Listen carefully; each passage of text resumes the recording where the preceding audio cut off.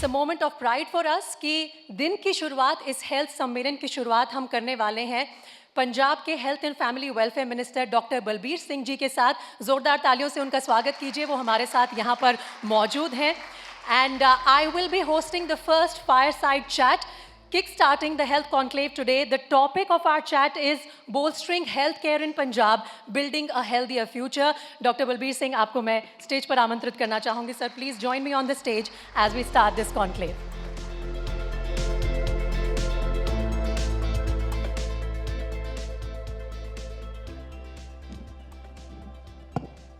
Sir, thank you so much. It's a pleasure having you with us here this morning. और हम क्योंकि शुरुआत ही पंजाब के हेल्थ इंफ्रास्ट्रक्चर पर फोकस करके कर रहे हैं, it's an interesting moment for your government. 2.5 साल हो गए हैं, उतना ही समय बाकी है। एक विजन होता है हर सरकार का, हर हेल्थ मिनिस्टर का अपने स्टेट के लिए।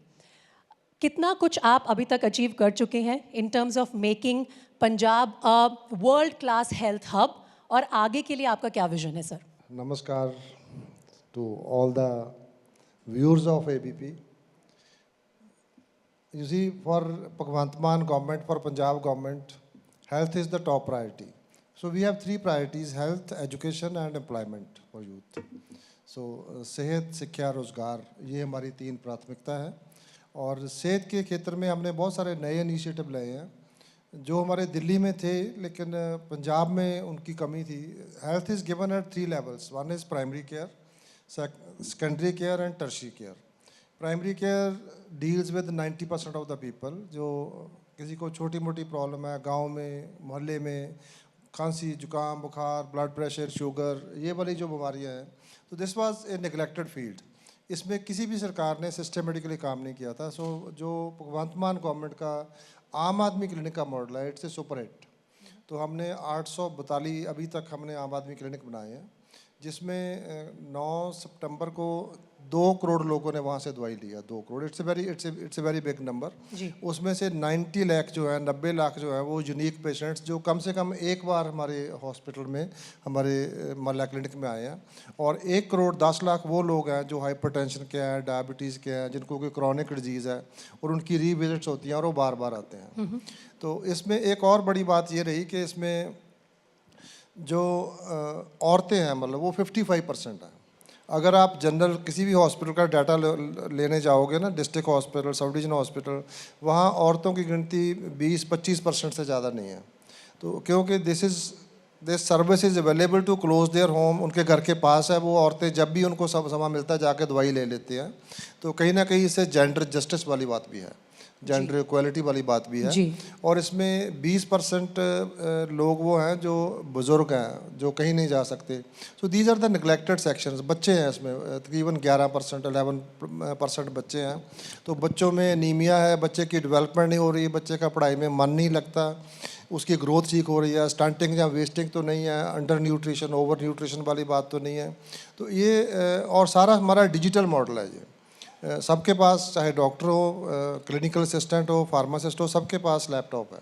So the entire data is online. Daily मुझे पता चल जाता है कि तकरीबन 59,000 60,000 लोग हर रोज़ दवाई लेते हैं। सो आई नो कि आज हाई ब्लड प्रेशर के कितने पेशेंट्स थे, प्रेग्नेंट लेडीज़ कितनी आई, बुजुर्ग कितने आए, बच्चे कितने आए, फीवर के केस कितने आए, डायरिया के केस कितना आए। So I have a fair idea from the state के बुखार कहाँ हो रहा है, डेंगू का रिस्क कहाँ पे है, डायरिया कहाँ पे हो रहा है, कॉलरा तो नहीं है, मतलब उसमें हेपेटाइटिस ए तो नहीं है। ये डिजिटाइजेशन ऑलरेडी हो चुका है, ये सारा डेटा आपके पास आ जाता है। This is from day one, it's a totally digitise model, it's totally digitise, online है इसका सारा। और पेशेंट को एडवांटेज ये है कि पेशेंट पटियाला में है, उसको कोई शादी पे अमृतसर चला गया, उसको दवाई नहीं ली उसने, तो वहाँ जाके he can go to the doctor, अपना नंबर बता के, अपना और मोबाइल नंबर से ही कैन टेल हिम कि मेरी हिस्ट्री क्या है, मैं कौन सा दवाई ले रहा हूँ। So anywhere in India actually he can, the patient can assess his data, his reports. तो ये पहली बार है कि प्राइमरी केयर में हमने टेस्ट करने शुरू किया है। 38 टेस्ट, 80 मेडिसिन। और एक नैरोबी कीनिया में एक ग्लोबल समिट हुआ था जिसमें 85 कंट्री आए थे। उसमें जो ग्लोबल हेल्थ सप्लाई चेन के बारे में हुआ था, उसमें जो पंजाब का ये मॉडल था, इसको नंबर 1 मतलब उन्होंने माना कि this is number 1। I think that deserves a round of applause. It's a huge achievement. Last mile delivery of drugs, जो लोग जहाँ बैठे हैं, जहाँ आपको कभी अभी आप अगर हरियाणा के किसी डिस्पेंसरी में जाएंगे जहाँ तो उसकी बिल्डिंग गिरने वाली होगी, सफाई नहीं होगी, तो उसमें डॉक्टर नहीं होगा, डॉक्टर होगा तो दवाई नहीं होगी, टेस्ट तो होते नहीं हैं वहाँ पे। तो इसमें सारा कुछ है अंडर वन रूफ। तो इसके साथ साथ जो नया इनिशिएटिव भगवंत मान गवर्नमेंट का है, CMD योगशाला, उसमें अभी आज की डेट में 2 लाख लोग गांव में, हर सिटीज़ में, ऑल मेजर सिटीज़, जैसे पटियाला में 30 जगह पे, अमृतसर में 40 जगह पे, इसी तरह लुधियाना में लोग योगा करते हैं। सुबह योगा करते हैं, उनको न्यूट्रिशनल गाइडेंस देते हैं। We have the train teachers, 1 साल की उनकी ट्रेनिंग है और उनको हम खुद ट्रेनिंग दे के उनको भेजते हैं। सो ये prevention of disease and promotion of health. और दूसरी बात यह है कि जो एलोपैथी है, जो मैं खुद एक एलोपैथी का डॉक्टर हूँ, मैं खुद कह रहा हूँ ये कि 2 तरह की डिजीज़ होती है। एक होती है फिजिकल, कोई बैक्टीरियल इन्फेक्शन हो गया आपको, कोई किसी का फ्रैक्चर हो गया, मतलब कोई कैंसर हो गया, कोई बीमारी हो गई आपको। एक होती है मेंटल डिसऑर्डर्स, और जैसे हार्ट अटैक भी है, उसमें जहाँ माइग्रेन है, इरिटेबल बाउल सिंड्रोम है, बहुत सारी बीमारी है जिसको हम साइकोसोमेटिक कहते हैं। उसके लिए जो हमारा आयुर्वेद है, that is much more superior. तो हम दोनों का एक बैलेंस, होलिस्टिक अप्रोच आप प्रमोट करते हैं। This is about primary care. दूसरा हमने काम ये किया कि जो हमारे सेकेंडरी केयर है, जिसमें district hospital, sub division hospital और कम्युनिटी हेल्थ सेंटर, जो 30 बेडेड हॉस्पिटल हैं वो आते हैं, उसमें उनका हमने इंफ्रास्ट्रक्चर बेटर किया। उसमें हमने एक्सरे, अल्ट्रासाउंड सभी में दे दिया। We have 163 CHCs, 41 sub division hospitals, 23 district hospital सब ने। और जो डिस्ट्रिक्ट हॉस्पिटल हैं उसमें CT स्कैन भी है और बहुत सारे में MRI भी है। तो उसमें टोटल डायग्नोस्टिक्स और जो सर्जरी होनी है वो सेकेंडरी केयर में हो जाएगी। इस तरह से करके जो हमारे मेडिकल कॉलेज हैं, they are providing tertiary care. उसमें कार्डियोलॉजिस्ट है, न्यूरो सर्जन है, ब्रेन की सर्जरी होनी है, हार्ट का स्टेंट पड़ना है, इंडोक्रोनोलॉजिस्ट हैं, तो वो हमने टर्शरी केयर में। तो हमने इसको इस तरह से सारा डेवलप किया है कि जो एक एम्स की स्टडी आई थी कि जो ज़्यादा लोग हैं ना जी, वो out of pocket expenses on health की वजह से गरीबी रेखा के नीचे चले जाते हैं। सपोज कोई आदमी का एक्सीडेंट हो गया जी, अच्छा खासा है, उसके पास गाड़ी भी है छोटी मोटी, उसका घर भी है, सारा कुछ है। अगर वो उसको 1 महीना ICU में रहना पड़ता है तो 50,000 वहाँ का रोज़ का खर्चा है, 15 लाख रुपए, वो उसके 20-25 लाख रुपए लग जाते हैं और वो आदमी कर्जाई हो जाता है, उससे बाहर नहीं आ पाता वो। सो कम से कम पंजाब के लोगों को हमारी सरकार आने के बाद 1,000 करोड़ का आउट ऑफ पॉकेट एक्सपेंसेस उनके बचे हैं मालूम है। तो ये कुछ हमारे इनिशिएटिव हैं। एक जो हमारी भगवंत मान गवर्नमेंट ने नया इनिशिएटिव है, आपने सुना होगा, उसमें सड़क सुरक्षा फोर्स है। आपने देखा होगा जब भी आप ट्रैवल करते हो कि हर 20, 25, 30 किलोमीटर पे एक गाड़ी खड़ी होगी, हाईलक्स की गाड़ी है, उसमें ट्रेंड पर्सनल है। उसमें कोई एक्सीडेंट हो गया, उसकी जो ऑटोमेटिक गाड़ियाँ, इनके डोर्स जाम हो जाते हैं, उसको उनके पास गैस कटर भी है, तो वो तकरीबन 6 और 8 मिनट के बीच नियरेस्ट हॉस्पिटल पहुँचा देते हैं। तो उसके साथ हमारा एक तो हमारी 108 जो एम्बुलेंस है, उसमें हमने नई जो है 58 एम्बुलेंसेस दी हैं, स्टेट ऑफ द आर्ट, उसमें ट्रेंड स्टाफ है। इसके साथ हमने क्या किया कि जितने गवर्नमेंट हॉस्पिटल हैं और प्राइवेट हॉस्पिटल हैं उनको हमने पैनल कर लिया। मतलब इसको हम फरिश्ते स्कीम कहते हैं कि जो आदमी पेशेंट को हॉस्पिटल लेके जाएगा उसको 2,000 रुपया सम्मान राशि दी जाएगी और उससे कोई सवाल नहीं पूछा जाएगा। अगर वो खुद विटनेस बनना चाहे तो बन सकता है, उसको पुलिस अरेस्ट नहीं करेगी, उसको दवाई लेके आने के लिए नहीं कहेंगे।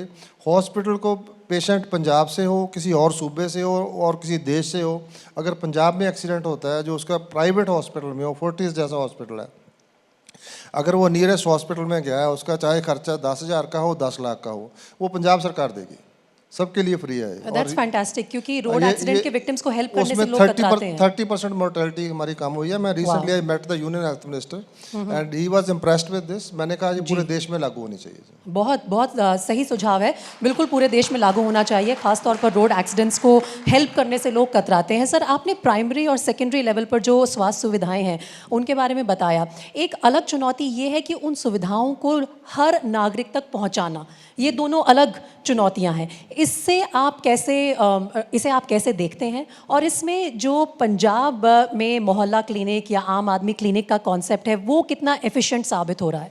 बहुत उसका बहुत बड़ा रोल है, क्योंकि हमारे जैसे मैंने बताया 800 बटालियन, उसमें से 312 जो है वो शहर में है, बाकी सब गांव में है।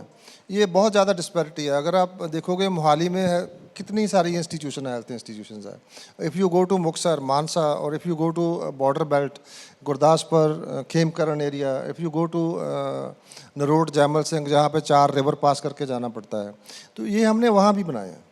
ये दे आर इवनली डिस्ट्रीब्यूटेड। हमने जीपीएस के साथ जो है every 5 kilometre in villages you will find Aam Aadmi clinic, in cities like Ludhiana every 1 kilometre और half kilometre you will find Aam Aadmi clinic. तो इसका एक ये भी इसका मतलब हमें बेनिफिट हुआ है कि हमने मतलब ये डिस्टिंक्शन नहीं करी कि किस पार्टी का एमएलए है, जहाँ वहाँ पे मिनिस्टर है, जहाँ मेरा एरिया है, वो सारे पंजाब में हमने जीपीएस के साथ लिंक करके, ताकि सारे लोगों को ये वाली सहूलत है, प्राइमरी केयर मिलनी चाहिए। सेकेंडरी केयर के लिए एम्बुलेंस सर्विसेज एंड दूसरा उसके लिए है, उसके लिए हम कोशिश कर रहे हैं कि हमारे मेडिकल कॉलेज बढ़ेंगे, जैसे कपूरथला में बढ़ेगा, होशियारपुर में, मलेरकोटला में, उससे और बेहतर होंगी। लेकिन अभी जो आप कह रहे हो ना जी, जो डिस्पैरिटी थी शहर की और गांव के अभी भी में। 60-70% लोग गांव में रहते हैं। हाँ। लेकिन जो 90% हेल्थ सर्विसेज है, जो पर्टिकुलरली जो बेड्स हैं, वो सिटीज़ में है मतलब। तो हम कोशिश कर रहे हैं अभी एटलीस्ट उनको प्राइमरी केयर, और जो कम्युनिटी हेल्थ सेंटर भी है हमारे सारे, वो रूरल एरिया में है मोर देन 50%। सर यहाँ पर एक सवाल जोड़ना चाहूँगी कि प्राइमरी और सेकेंडरी हेल्थ केयर के बाद नेक्स्ट स्टेज आती है एक्सपर्ट अवेलेबल होना प्रदेश में ही। उस सपने से पंजाब कितना दूर है कि जब यहाँ पर किसी भी व्यक्ति को कोई बीमारी हो, कोई भी स्वास्थ्य से जुड़ा हुआ इशू हो, उसे दिल्ली ना भागना पड़े या विदेश ना भागना पड़े? क्या ये संभव है आने वाले कुछ सालों में? बिल्कुल संभव है जी। नॉट ओनली पेशेंट्स, जो हमारे डॉक्टर्स भी हैं, उनको जॉब के लिए भी बाहर ना भागना पड़े, जो पहले हो रहा था। जी जी। ब्रेन ड्रेन हो रहा था कि हम जो कहीं भी आप चल जाओ, अमेरिका चले जाओ, कनाडा चल जाओ, ब्रिटिश कहीं भी चले जाओ, आपको वहाँ पे हॉस्पिटल तो उनके होंगे, लेकिन डॉक्टर आपको 50% इंडिया के मिलेंगे वहाँ पे। तो डॉक्टर्स हमारे बेस्ट हैं दुनिया में, तो उनको जो सुविधाएं जहाँ देनी है, जैसे हमने एक लेटेस्ट भी हमने किया है कि एक Punjab institute of liver and biliary sciences, जो टर्शरी केयर हॉस्पिटल जिसको कहते हैं, जैसे आपने फोर्टिस, मैक्स, पोलो, ये नाम सुने हुए हैं आपने।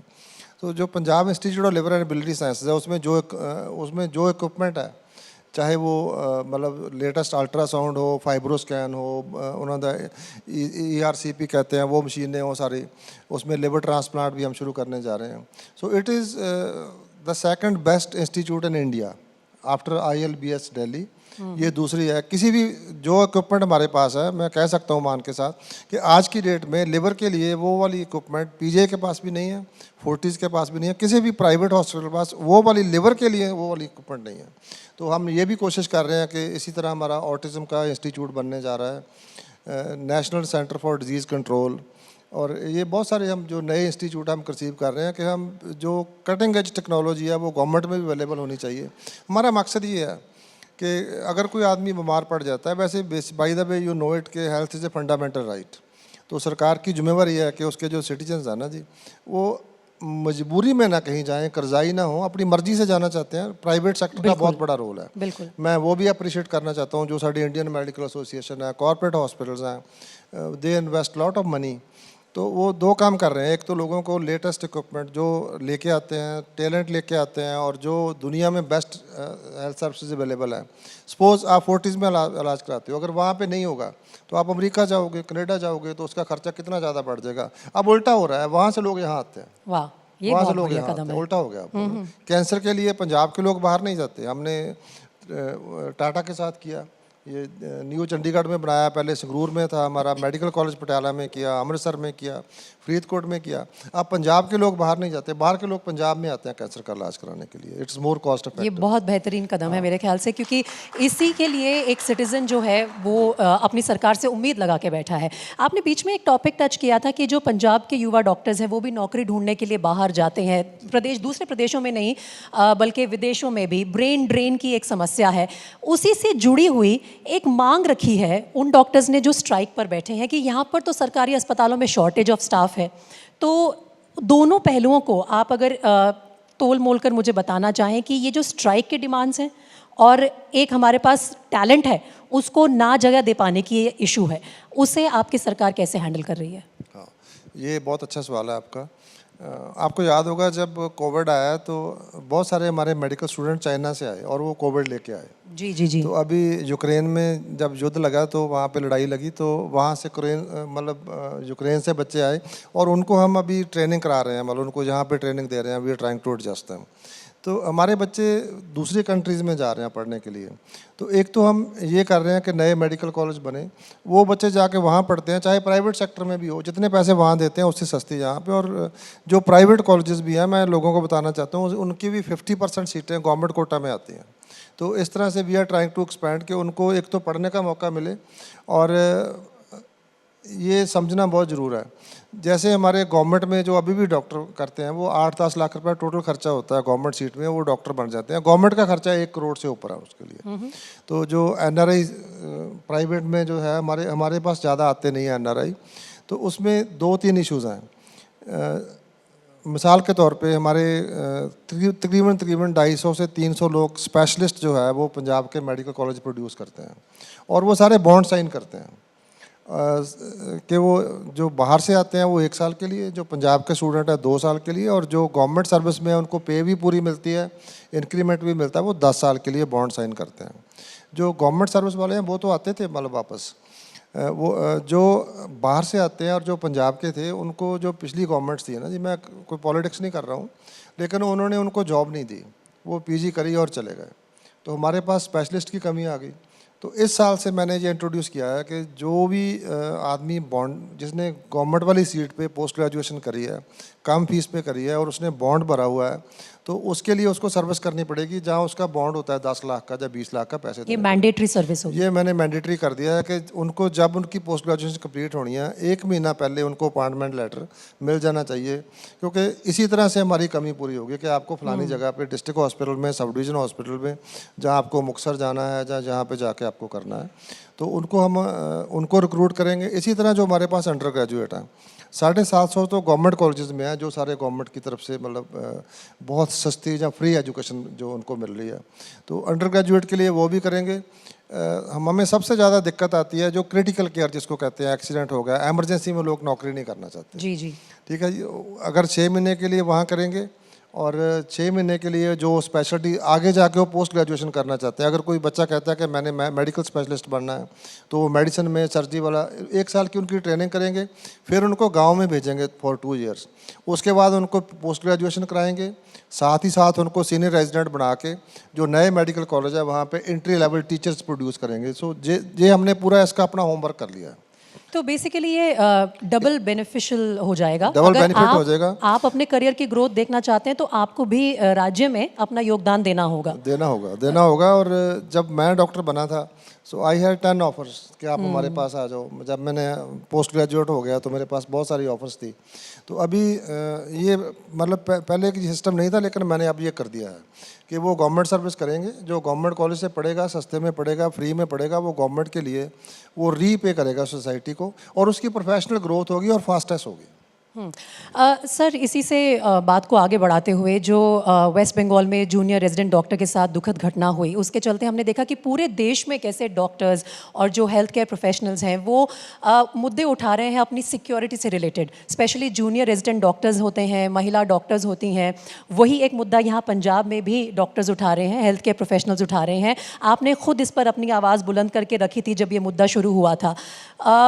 उसके लिए आप क्या कदम उठा रहे हैं? डॉक्टर्स की का प्रोटेक्शन हो, प्रॉपर उन्हें फैसिलिटीज़ मिले, और ख़ास तौर पर महिला डॉक्टर्स की सुरक्षा। पहले तो जस्ट फॉर ए मिनट जो आपने आरजी कार का किया हमारी डॉक्टर के साथ, that was a very brutal incidence, जिसने मतलब मेरी कॉन्शियस को तो मुझे तो हिला के रख दिया उसने, मालूम ना जी। That kind of violence against doctors, और I would say any women, why only doctors, मतलब अगर कोई पत्रकार भी है या कोई टीचर भी है या कोई मतलब जो नॉन एंटिटी भी है उसके साथ ये तो नहीं होना चाहिए, मतलब ना, ये तो नहीं होना चाहिए उसके साथ। मतलब उसके लिए तो मतलब बाकी सब भी कह रहे हैं उनको सज़ा मिलनी चाहिए और जल्दी मिलनी चाहिए, सख्त से सख्त सज़ा मिलनी चाहिए। और जहाँ तक मुझे पता है कि वो अपने माँ बाप की शायद इकलौती बेटी थी, उनका she was the only child. तो कंपनसेशन तो नहीं हो सकती, लेकिन मेरे को लगता है कि सेंट्रल गवर्नमेंट को भी और जो स्टेट गवर्नमेंट है वेस्ट बंगाल गवर्नमेंट को भी कम से कम 5-5 करोड़ रुपया उनको देना चाहिए, मतलब कम से कम, क्योंकि जो बच्ची सारा अगर उसका पूरा लाइफ टाइम होता है, डॉक्टर के पास बहुत पोटेंशियल होता है अपनी माँ बाप की सेवा करती, तो कम से कम वो डिग्निफाइड लाइफ लीड कर सकें, उसके लिए ज़रूर होना चाहिए। मतलब एक तो पहला तो ये हो गया। दूसरा ये है कि वायलेंस अगेंस्ट डॉक्टर्स बहुत कॉमन हो गया, it's very common, verbal abuse, physical abuse बहुत कॉमन हो गया, which is it reflects very poorly on the governments, it also reflects very poorly on the society. हम सब के लिए चिंता का विषय होना चाहिए। As far as Punjab government is concern, जब से हमारी गवर्नमेंट आई है तो उसमें ऑलरेडी पंजाब में एक लॉ है prevention of violence against medical personnel, उसमें चाहे डॉक्टर हो, नर्स हो, कोई भी हो, चाहे क्लास 4 हो हॉस्पिटल का, जो भी हॉस्पिटल में काम करता है, अगर कोई वायलेंस करता है तो उसकी फिर बेल नहीं होती उसमें, मतलब ना। तो अभी तक जितने भी केस हुए हैं, और दूसरा हमारा प्रॉम्प्ट एक्शन है, जैसे नवांशहर में मुकंदपुर में हुआ था, हमने उसको अरेस्ट भी कर लिया और वो सेक्शन भी लग गया। एक डेरा बसी में, I want to send a very strong message, मैं लोगों को बताना चाहता हूँ कि जो भी हॉस्पिटल में आके वायलेंस करेगा उसको बख्शा नहीं जाएगा, उसकी जमानत भी नहीं होगी। हाँ, हमारे लिए हॉस्पिटल में ना तो डॉक्टर वीआईपी है, ना कोई हेल्थ मिनिस्टर वीआईपी है, ना कोई मिनिस्टर वीआईपी है, ना कोई एमएलए, ना कोई पत्रकार। हमारे लिए अगर वीआईपी हॉस्पिटल में आया तो पेशेंट है वो। अगर मैं अभी आज भी मैं मीटिंग करके आया हूँ, जैसे ही ये इंसिडेंस हुई थी, मैंने डिस्ट्रिक्ट हेल्थ बोर्ड्स कॉन्स्टिट्यूट कर दिए हैं उसके लिए। I want to reassure the doctors and medical personnel, सभी उनकी मीटिंग्स हो गई हैं, या कल तक सबकी मीटिंग हो जाएगी। उसमें इट इज़ हेडेड बाई, उसमें चेयरमैन उसका डिप्टी कमिश्नर है डिस्ट्रिक्ट का, और उसके साथ एसएसपी है और हमारे सिविल सर्जन है, और उसमें बहुत सारे बाकी जो उनके जैसे इंडियन मेडिकल एसोसिएशन है, एनजीओज़ के मेंबर हैं, उसमें रेजिडेंट डॉक्टर्स के जितने मेडिकल टीचर्स के सबके हमने रिप्रेजेंटेटिव लिए हैं उसमें। वो डिस्ट्रिक्ट हेल्थ बोर्ड है, वो मॉनिटर करेंगे कि कितने सीसीटीवी कैमरे लगने हैं, कि कहाँ पे ब्लाइंड स्पॉट हैं, लाइट्स लगनी है, कितने सिक्योरिटी गार्ड्स चाहिए। उसके लिए गवर्नमेंट ने, भगवंत मान गवर्नमेंट ने हमें ऑलरेडी फंड्स दे दिए हैं, और बहुत जगह पे होम गार्ड्स भी हमें गवर्नमेंट दे रही है, मान साहब दे रहे हैं। तो वी आर कमिटेड कि उन जब डॉक्टर पेशेंट को ट्रीट कर रहा है, he should have no fear, he और she should have no fear कि अगर इसमें फेवरेबल आउटकम नहीं हुआ। Some time you see in a critical case doctor has to take a decision, it's a question of life and death. तो अगर patient critically injured patients आएंगे, अगर आप प्रिकेरियस कंडीशन में पेशेंट्स आएंगे, उनमें से मोर्टेलिटी तो होगी। There are non complications. कोई भी ड्रग जो है उसमें से एनाफिलेक्टिक रिएक्शन कहते हैं हम, ये मेरी आंखों के सामने हुआ है, मेरे टीचर्स थे वहाँ पे, इंजेक्शन लगाया, पेन किलर लगाया, बी कॉम्प्लेक्स से कोई भी ड्रग जो है उसको एनाफिलेक्टिक रिएक्शन किसी ड्रग से हो जाता है, और हमारे हाथों में पेशेंट्स की मौत हो जाती है। So these things will happen, untoward incidents will happen. तो बुक्स में मैंशनड है, कुछ तो कॉम्प्लिकेशंस होगी, लेकिन इसका मतलब ये नहीं है कि आप उसको डॉक्टर को उसके लिए ब्लेम करोगे। कई बार क्या होता है, गोली बाहर बचती है, पेशेंट की डेथ हॉस्पिटल में आती है, वायलेंस हॉस्पिटल में हो जाती है, तो ये तो बर्दाश्त नहीं होगा, मतलब ना। लेकिन पेशेंट को अगर कोई ग्रीवियंस है, जो डिस्ट्रिक्ट हेल्थ बोर्ड है वो भी उसको कंप्लेन कर सकते हैं, सिविल सर्जन को लिख के दे सकते हैं। We have constituted committees. Patient हमारे लिए पहले है, लेकिन वायलेंस टॉलरेट नहीं होगी, उसका भी हम कमेटी से जांच करा देंगे।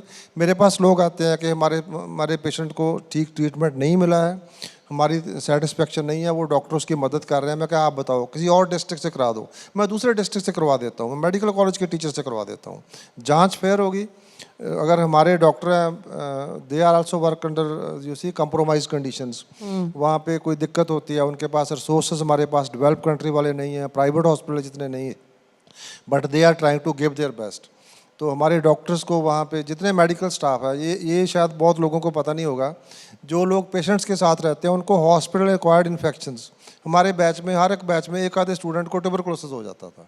बिकॉज जब आप पेशेंट के साथ डील करते हो, मतलब you take precautions, we are trained for that. उसके बावजूद भी पेशेंट से डॉक्टर को, अगर कोविड को ट्रीट करेंगे, कुछ को तो होगा वो, जो रेस्पिरेटरी इन्फेक्शंस हैं, जो इन्फेक्शस डिजीज़ हैं, कुछ तो होंगी वो, मतलब ना। तो डॉक्टर्स को, मेडिकल पर्सनल को, they are expose to various diseases, like army man is expose to bullets, we are expose to infections. तो ये सारा वो सेक्रीफाइस करते हैं हमारे डॉक्टर्स की, मतलब डेथ भी हुई है हॉस्पिटल एक्वायर्ड इन्फेक्शन के ऊपर, कॉम्प्लिकेशंस भी हुई हैं। तो ये लोगों को, people have to understand these things. I want the civil society, I want the journalists to project it in the right earnest. I want the youngsters to come forward for this. They should constitute the committees, they should visit the hospitals and do some social service there. आप जो लोग भी हैं, और मैं उसके लिए internship भी करवा रहा हूँ, आपको उसका क्रेडिट भी मिलेगा। आप कहीं जॉब ढूंढने जाओगे, if you do internship with me with the health department, you will get lot of credit with that. हम उसको फर्स्ट एड के बारे में बता देंगे। फर्स्ट एड तो सबको आनी चाहिए ना, बिल्कुल आनी चाहिए। फर्स्ट एड सबको आना चाहिए। उसमें क्या है, नोज ब्लीड हो गई, सांप लड़ गया, क्या करना है मतलब ना जी, घर में कोई कॉम्प्लिकेशन हो गया, बच्चे के गले में अठानी डाल ली, वो अटकी, उसको कैसे निकालना है। So we can teach you all this. So it's a win-win situation. I think every youngster should learn first aid. I think we have a lot of youngsters here in the There audience. are a lot of youngsters here. You agree with me? You agree with me? Health department में internship कौन कौन करना चाहेगा? Patient को shift कैसे करना है? Health department में अगर आपको इंटर्नशिप मिलती है, खुद मंत्री जी कह रहे हैं, बहुत अच्छा। देखिए, आई थिंक सर रिस्पांस तो बहुत अच्छा है युवा की तरफ से। बहुत अच्छा है। रोड साइड एक्सीडेंट हो गया, उसको शिफ्ट कैसे करना है? उसका फ्रैक्चर हो गया, मतलब फ्रैक्चर से तो बच जाएगा, उस शिफ्टिंग में उसको आप घुमा के उसकी मतलब वो डेथ हो सकती है, उसमें एम्बुलेंस ना हो, कैसे करना है उसको पेशेंट को शिफ्ट। तो बहुत सारे, आप ब्लीडिंग रोकनी है, ब्लीडिंग आप वहीं पर रोक सकते हो, दुपट्टा होता है, दुपट्टे से रोक सकते हो, बोलो ना। तो इस तरह से बहुत सारी चीज़ें आप कर सकते हो। तो ये तो आपको अपने लिए भी सीख लेनी चाहिए, फर्स्ट एड सबको सीखनी चाहिए। आई थिंक इस बात पे तो आप सबको अपलॉड करना चाहिए जो गवर्नमेंट के एफर्ट्स है, including each and every citizen and making them equal stakeholders. I think that's the crux of your initiative, sir. समय थोड़ा कम रह गया है, लेकिन मैं जी बताइए। जो वायलेंस वाला है ना औरतों के अगेंस्ट, देखो कोई भी बीस्ट, वेदर इट्स लाइन या वो क्या कहते हैं उसको, जकाल हो, या जो आजकल चल रहा है वो सारा, और इवन सांप, अब तक that will not attack you till it's provoked. जब तक उसको अटैक नहीं करोगे, वो आपको अटैक नहीं करोगे। The only beast which will attack you without provocation is man, the man of my species. सो ये जो बॉयज़ जहाँ बैठे हैं, इनकी ड्यूटी है कि जब भी कोई होता है ना, वहाँ पे खड़ के वीडियो तमाशा नहीं देखना है, वहाँ पे यू शुड कम फॉरवर्ड। जो भी ये एंटी सोशल एलिमेंट्स हैं, जो आजकल बहुत पैटी क्राइम बहुत कॉमन हो गया है, जैसे देख रहे हो आप टीवी के ऊपर के लड़की बालियाँ खींच के ले जाते हैं, पर्स खींच के ले जाते हैं। I think it is time for the society to respond. Everybody should respond in this. I hope the youngsters will do it. I'm sure with the, sort of clarion call coming from people in leadership position, everyone should understand their responsibilities. Sir, quickly मैं आपसे पूछना चाहती हूँ, specific schemes Punjab government की जो हैं वो महिलाओं के लिए और बच्चों के लिए, और ख़ास तौर पर ये हर महिला तक रूरल एरियाज़ में भी कैसे पहुंचाई जाए, whether it's maternal mortality rate और the care of children at early childhood level. ठीक है, ये बहुत अच्छा, बहुत इम्पॉर्टेंट है ये। अगर महिला हेल्दी होगी तो परिवार हेल्दी होगा। तो उसके लिए बहुत ज़रूरी है कि सोसाइटी का एटीट्यूड ठीक होना चाहिए। There should be no discrimination at home. I am sure कि जो आप जैसी, हमारे जैसी फैमिलियाँ, वहाँ तो ये कब के ख़त्म हो चुकी है, लेकिन अभी it exist in the rural side, जहाँ जो मतलब आम फैमिली में बायस है, बेटे के लिए प्रेफरेंस है। तो लड़कियाँ हैं, देखो they are doing much better than boys in studies.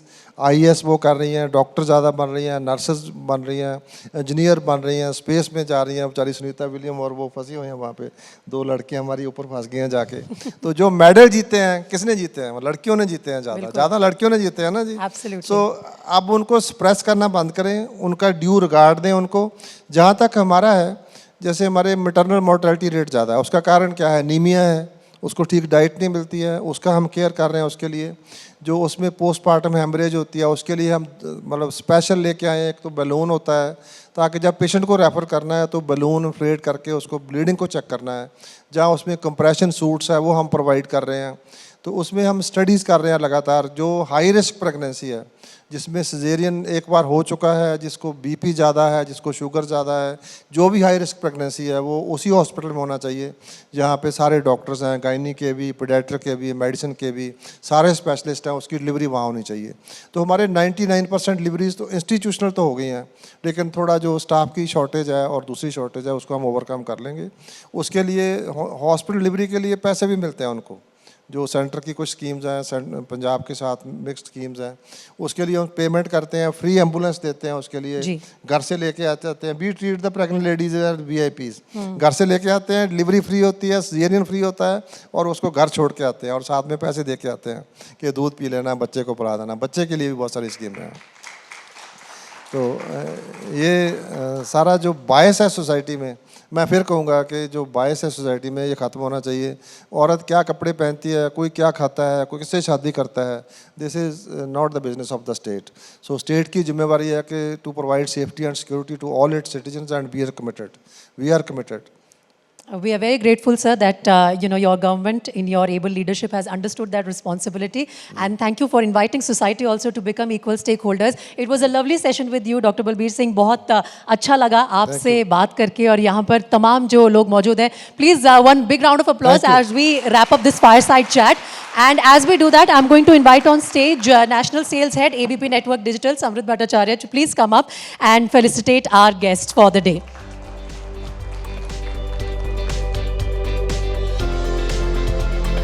There you go, ladies and gentlemen, the Honorable Minister. Please, as we express our gratitude to him, can we all put our hands together once again? Thank you so much, Dr. Balbir Singh, for providing this health conclave, a perfect start that we were all hoping to get.